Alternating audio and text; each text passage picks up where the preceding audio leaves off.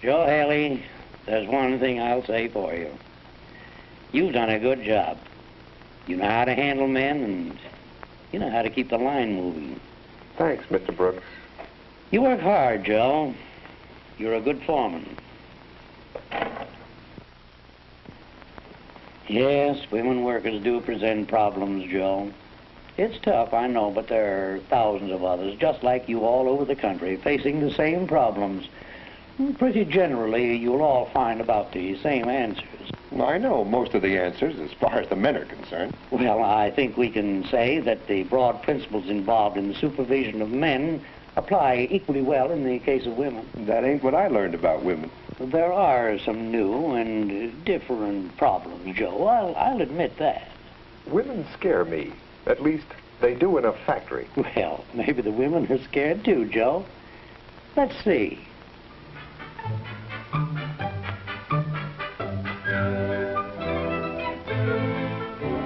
Most of them are working on their first industrial jobs, Joe. It's a totally unfamiliar world.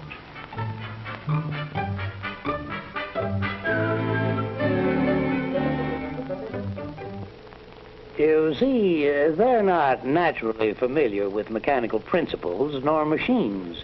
Why, even the language applying to common processes and tools are new to them.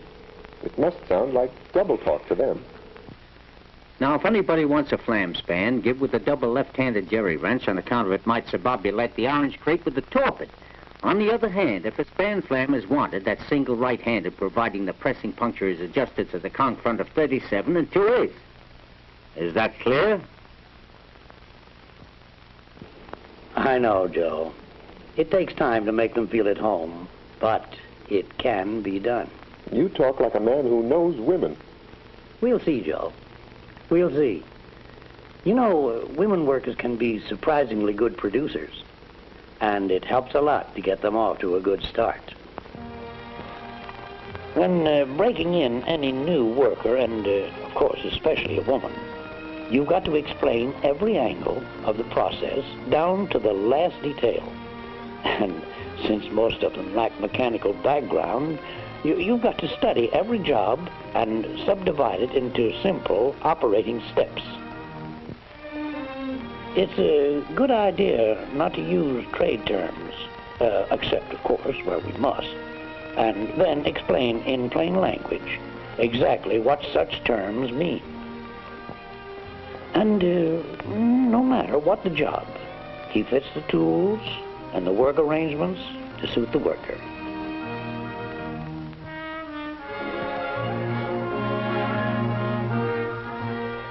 Women workers don't mind routine, repetitive work, and they're particularly good on work that requires high finger dexterity or an unusual sense of accuracy.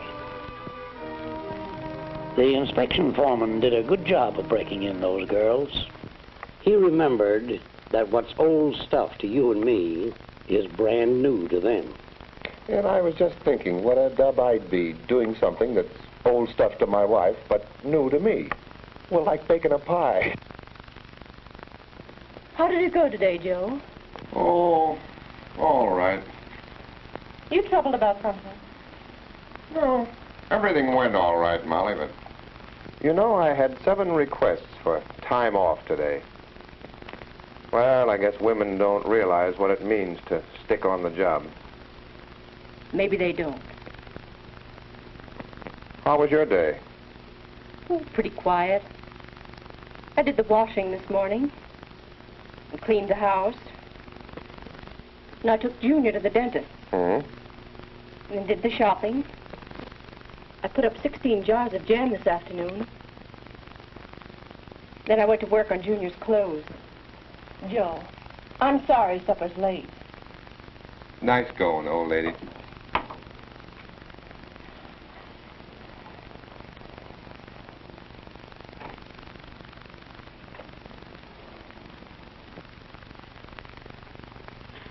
You know, Molly, I've been thinking. Yes, Joe. Maybe some of those women and girls coming into the plant, well, maybe they have home responsibilities, too. Could be. Maybe Maybe they really do need time off. Perhaps I could rearrange their work schedules for them. I'm sure they'd like that. So many of them have 2 jobs, Joe. One in the home, one in the plant. Gee, I'm glad I thought of that. Yes, dear. Good morning, Joe. Morning, Mr. Brooks. How go the ladies?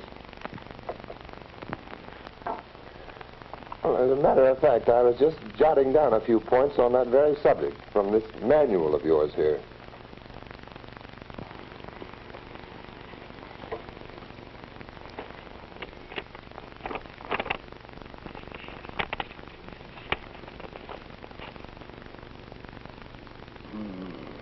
Women are individualistic by nature and are apt to make a personal application of any action, rule, or regulation. You're telling me. The supervisor should scrupulously avoid spending too much time with any individual woman worker, holding everyone to the same standards of performance and avoiding any appearance of favoritism. That's a neat trick, if you can do it. Well, Joe, this all boils down to 4 things to remember. 1, don't mix pleasure with business. 2, women can be awfully jealous of each other. 3, avoid undue familiarity. And finally, women are more sensitive than men. I'll say they're sensitive. Why, only yesterday, after I finished talking to you, Yes? I saw a foreman take it right on the chin when he caught a girl working on her drill press without her safety cap on. Mary, you're supposed to wear a cap when working near a drill press. Well, why pick on me? The other girls aren't wearing their caps. Look, the rule book says wear a safety cap. So put your cap on.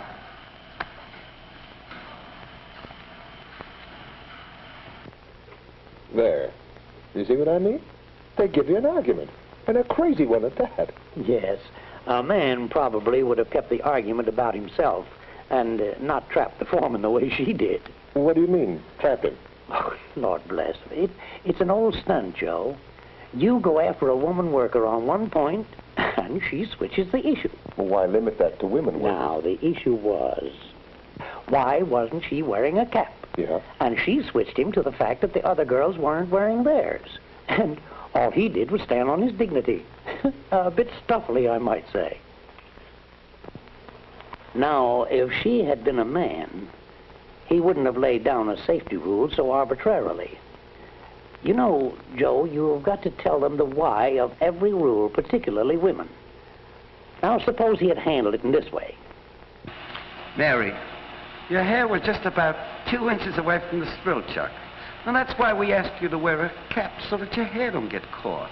Oh, gee, You see, rules are here to protect you and the other girls working around you. I saw some of the other girls, and they weren't wearing any caps. Right, but they're not working with machines. They just sit at a bench and assemble things. Nothing dangerous to them or the people nearby. You know, I never thought of it that way before. You have your cap with you, haven't you? Yeah. Okay, I get it. A foreman will always have the eternal feminine to contend with, Joe. You know, jealousy can cause you no end of trouble. Now, avoid spending any more time with one than with another. Ooh, treat them all the same, pleasantly, friendly, but with no favoritism. And above all, avoid undue familiarity. Watch the little things, Joe. The eternal feminine is very conscious of them. And finally, I don't have to tell you not to mix pleasure with business. To all the rules in supervising women, add just one more. Act quickly. Never let a situation get underway. Remember, Joe, we couldn't have won this without the help of the women in this plant.